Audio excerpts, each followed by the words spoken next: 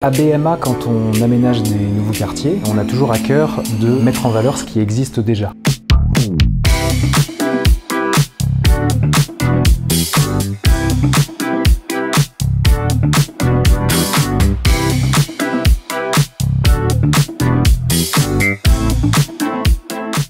On a conçu ces jardins avec les paysagistes de l'agence IDEUP en partant en fait du déjà là, la topographie, les ouvrages militaires mais également les bosquets d'arbres existants, en essayant de comprendre en fait ce déjà là et en essayant de le valoriser. On a une topographie assez particulière du lieu qui présente en fait une rupture de pente et dans laquelle on s'est aperçu qu'il y avait un alignement en fait d'ouvrages militaires et qui constituait en fait la limite de la ville en 1944. C'est à la fois un espace de proximité qui s'adresse en fait aux deux secteurs d'urbanisation qui sont au nord et au sud, un trait d'union entre ces deux secteurs, un lieu de promenade, de pause, mais aussi de liaison un peu fonctionnelle vers les arrêts de bus, vers le futur pôle commercial au point bas. Donc à partir de là, moi j'ai souhaité échanger avec Guillaume Lécuyer de la région.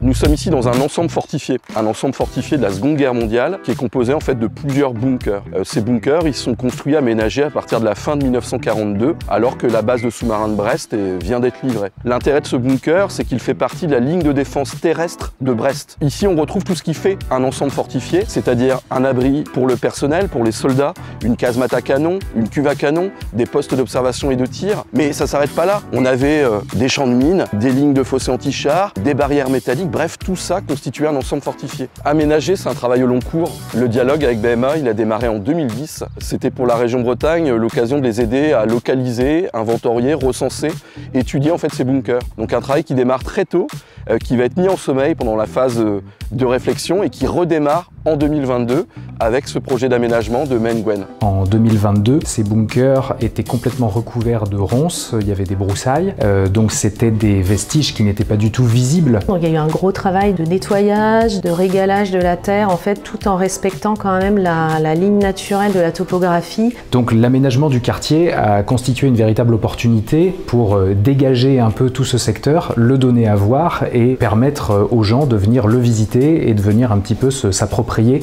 ce patrimoine-là qui est un patrimoine commun. Recenser, étudier, faire connaître les patrimoines, c'est une compétence de la région Bretagne. Ici, l'intérêt, c'est que l'étude historique, documentaire, participe de la patrimonialisation du site. C'est bien notre regard qui fait le patrimoine. Et valoriser ce type de patrimoine, des bunkers, un ensemble fortifié construit par l'Allemagne nazie, ça participe de la construction de l'histoire. Donc l'idée, c'est de faire ici une étude scientifique, historique, documentaire sur ce site.